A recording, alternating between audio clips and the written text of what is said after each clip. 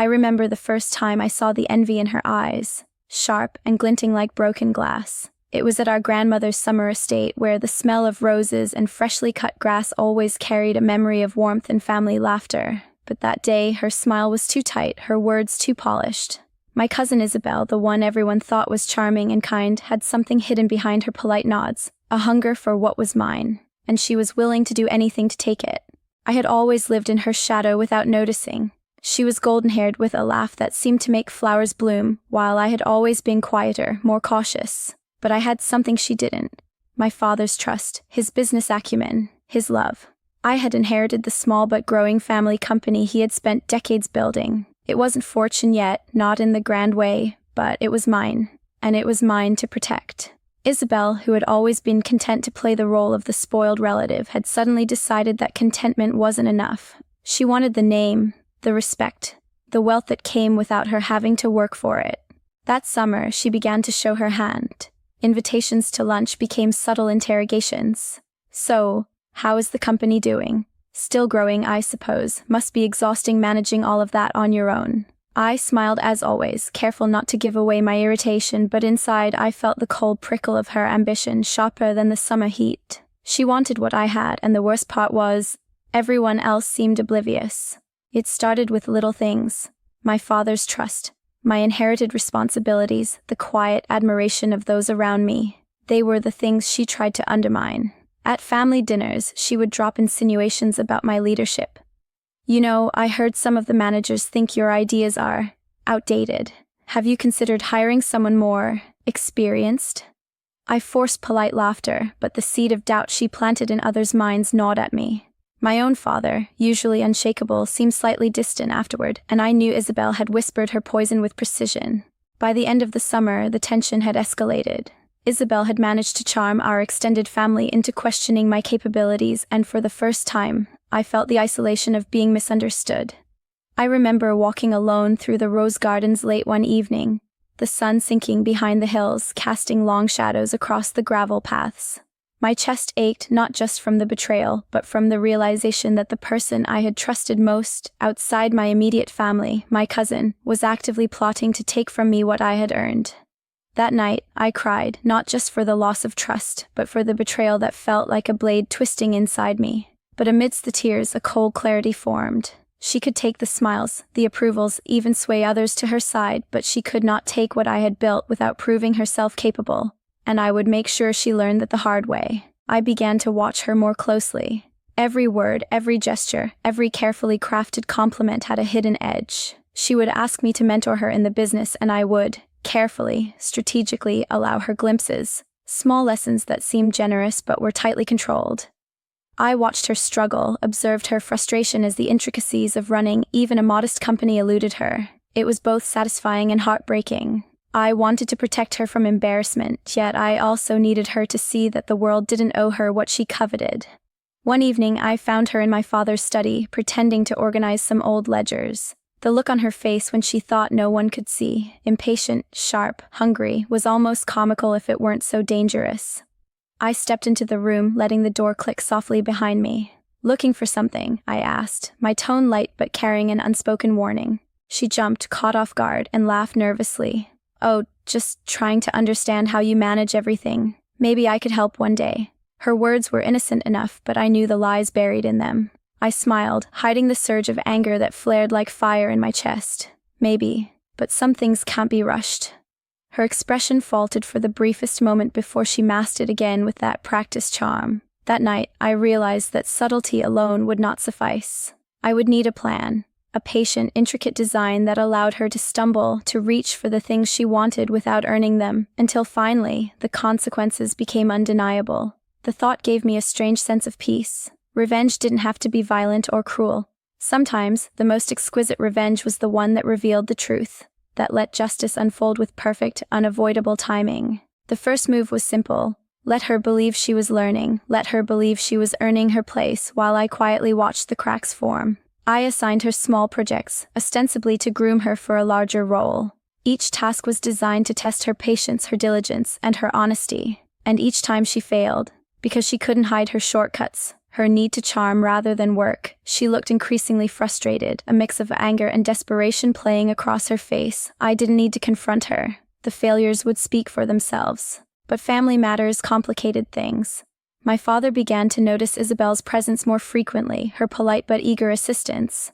"She's trying so hard," he said one afternoon, not noticing the slight tension in my smile. "You should appreciate that." My stomach twisted. He saw only the effort, not the manipulations, not the undercurrents of deceit. I nodded, pretending to share his sentiment. In truth, I felt a surge of protectiveness over what was mine. My life, my work, my father's legacy, all of it needed guarding. Late at night, I pored over records, emails, contracts. I watched her movements, her attempts to overreach. Each day, I added another thread to my silent web. If she thought she could outmaneuver me, she was gravely mistaken. I wasn't just defending what was mine. I was preparing a reckoning that would reveal the truth to everyone who had been blind to her envy. And when the time came, she would see that ambition without merit, desire without effort, led only to humiliation. I felt the weight of every betrayal, every whispered insult, every manipulative smile. Yet beneath the weight was a quiet thrill. The game had begun. Isabel thought she was 2 steps ahead, but in reality, she was walking straight into my carefully laid plan, and when it all unraveled, it would not be with anger or cruelty, it would be with the devastating precision of justice, silent, unyielding, and undeniable. I stepped out onto the balcony that night, feeling the breeze lift my hair. The stars were bright, distant witnesses to the storm I was quietly assembling. Revenge was not about destruction, it was about revelation, and I at last understood how beautiful that revelation could be. The story naturally continues from here, escalating her plans and tension. I should have known that the closer she felt to grasping what she wanted, the more reckless she would become. People driven by entitlement often mistake proximity for ownership, and Isabel was no exception. As autumn settled over the estate, as leaves curled and browned in the gardens we once wandered as children, her ambition sharpened to a blade she no longer bothered to hide.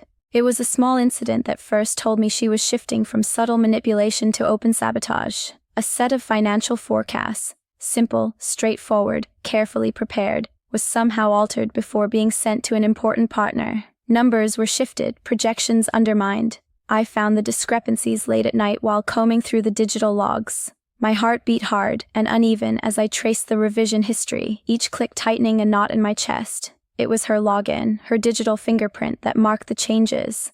I stared at the screen for several minutes, feeling an odd mix of vindication and disbelief. She was becoming bold, desperate, and in her desperation, she had handed me evidence she never intended to leave behind. But I did not confront her, not yet. Timing mattered.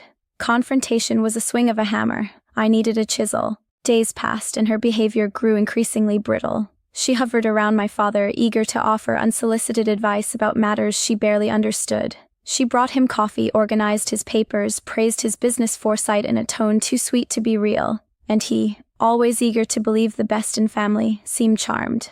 I watched from the doorway one afternoon as she laughed at one of his old stories, her hand resting lightly on the back of his chair. My father smiled warmly at her, and something inside me twisted, a painful coil that made my breath shallow. It wasn't fear of losing his affection. It was anger that she dared to counterfeit sincerity so convincingly. One evening, I returned home to find her waiting in my office. My instinct was to bristle, but I forced a neutral expression as I set down my coat.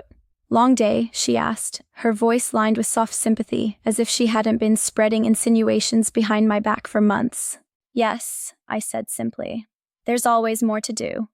She stepped closer, examining my face with a feigned tenderness that made my skin crawl. "You know, you don't have to carry everything alone. If you'd let me in a little more, if you trusted me with bigger tasks, maybe things wouldn't feel so heavy." I met her gaze evenly. I trust people who have shown they can handle responsibility. Her smile flickered, faltering for half a breath before she forced it back into place. "I can handle more than you think." "That's not the impression you've given," I replied. Her cheeks flushed. For a moment I thought she'd snap, reveal the resentment she tried so hard to disguise, but she inhaled slowly, smoothing her expression. "I'm just trying to help. Families should lift each other up." "Yes," I said softly. "They should." She held my gaze for another moment before turning, her heels clicking sharply across the floor as she left. When the door shut behind her, I exhaled slowly. The mask was cracking. I could feel it. She was running out of patience, out of angles. A week later, she made her boldest move yet. My father called me into his study early one morning. His expression was troubled, lines etched more deeply into his forehead than usual. "I've been hearing concerns," he said. "Isabel mentioned there may have been repeated errors in your recent reports. She said she tried to help, but you weren't receptive." I stared at him, the words heavy and acidic. For a moment I felt as though the ground tilted beneath me, disorienting and unfair. "She said that?" He nodded, watching me carefully. "Is it true? Are you overwhelmed?" "Overwhelmed." The word struck me with a cold sting. She had painted me as incompetent, drowning under responsibilities I could not handle. I felt a wave of heat rise in my chest, but I kept my voice level. "No, I'm fine. The reports are accurate, and if there were errors, I would own them." He hesitated. "My father was a good man, fair, but sometimes too trusting. I don't want family conflict to spill into the business." I swallowed my frustration. "It won't. But you should know that Isabel has been taking liberties with access she shouldn't have." He blinked. "What do you mean?" I paused, considering how much to reveal. "Let me handle it," I said. "You've taught me how to manage problems. Trust me to manage this one." He studied me for a long moment before nodding, but I saw the doubt lingering in his eyes, planted by her, watered by weeks of quiet manipulation. That was the moment something inside me crystallized. This was no longer about proving she lacked merit. It was about protecting everything my father had built and everything I had inherited. From someone willing to lie, distort, and sabotage to satisfy her envy. I worked late into the nights, gathering every piece of evidence she had carelessly left behind. Emails, login records, altered documents, timestamps. Each thread was woven into a larger picture of her duplicity. I did not rush. Each step had to be precise, each detail airtight. Revenge, I had learned, was best served not cold, but impeccably prepared. Meanwhile, I watched her unravel. Her smiles became strained. Her patience evaporated. She snapped at staff, spoke sharply to my father, paced the hallways at night like a restless spirit. She wanted recognition without labor, power without discipline, and she could feel it slipping from her grasp. The turning point came one rainy afternoon when she approached me in the corridor. She blocked my way, arms crossed, eyes hard. "I don't understand why you insist on making everything so difficult," she hissed. "We could run this company together. You know that. You know I deserve that." "Deserve," I repeated quietly. "You haven't earned anything." Her expression twisted into something dark and unrecognizable. "You think you're better than me. You always have." "No," I said. "I just work for what I want." For the first time, I saw a crack wide enough for the truth to spill through. She wasn't just jealous. She was furious that effort mattered, that I had achieved through discipline what she had tried to take by charm. The next step required caution. I needed her to make one more misstep. Public, undeniable, beyond the reach of excuses or revision, and I knew exactly how to guide her toward it.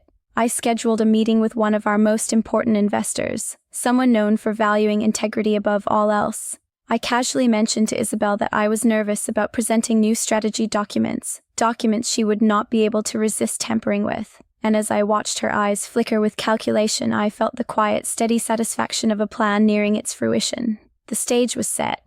All that remained was for her to take the bait. The autumn arrived with a sharp chill, turning the leaves into brilliant flames of orange and gold, and with it came a subtle shift in our family dynamic. Isabel had begun to grow impatient. She wanted results, recognition, and the accolades that I had painstakingly earned. I let her believe she was advancing, that her efforts, half-baked and superficial, were being noticed.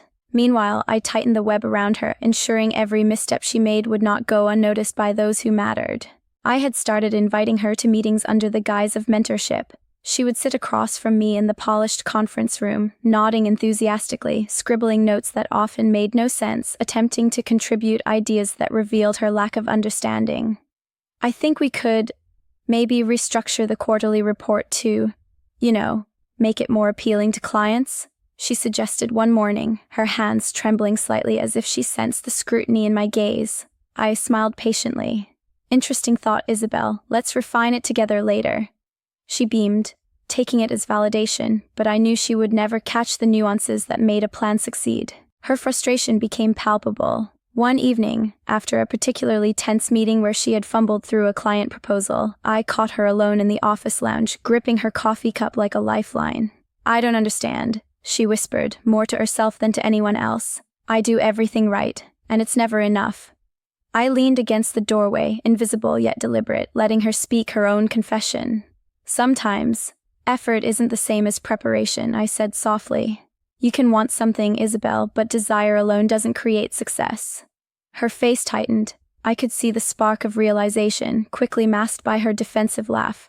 "You just make it seem so easy," she said, trying to sound lighthearted. "I guess some people are born to." She didn't finish, and I didn't need her to. Her incomplete sentence revealed more than she intended. Some people are born to inherit, to charm, to take, but some of us are born to earn, and that difference defines everything. At home, tensions with my father worsened. He had started to see Isabel in a different light, praising her efforts to help around the office, oblivious to the subtle manipulation she had begun weaving. One evening, he mentioned over dinner, "She has potential, maybe more than I realized." My fork paused mid-air. The calm I had maintained all summer threatened to crack. "Potential, yes," I said slowly, choosing my words like a scalpel. "But potential only matters if it's backed by discipline and skill. That's what keeps a company running, father." He looked at me, eyebrows raised, the edge of doubt creeping in. I held his gaze, unflinching. "Don't let charm blind you to competence," I added quietly, letting my voice carry weight without anger. Isabel sensed the shift. She started testing me in subtle ways, trying to claim credit for minor successes, questioning my decisions in front of colleagues, or planting seeds of doubt where she could. I noticed, cataloged, and waited. Each small act of insubordination was another piece of evidence in the story I was silently constructing. I wasn't just protecting my inheritance. I was preparing a revelation that would strip her of any illusion of entitlement. The turning point came unexpectedly. Our company had been negotiating a significant contract with a wealthy client, a deal that would elevate our position in the industry. I assigned Isabel a minor but highly visible role, one that seemed like opportunity but was actually a test. I gave her access to the client communications, guiding her only enough to make her confident, but leaving room for errors to surface. She was careful, too careful, yet too inexperienced to notice the subtleties. I watched her anxiety grow over weeks, noting every time she made excuses, avoided responsibility, or tried to charm her way out of mistakes. Each misstep, every little stumble, was meticulously recorded in my mind. My own frustration from watching her struggle was tempered by the knowledge that the outcome would vindicate me entirely. Justice, I realized, wasn't just about exposing her, it was about letting her see the consequences of her own choices. Then, one chilly November morning, it happened. Isabel, thinking she had finally navigated the complexities of the deal, presented an incomplete report to the client. Numbers didn't add up, projections were overly optimistic, and her assumptions revealed her lack of understanding. I watched, heart pounding with restrained triumph as the client's polite smile wavered, then hardened.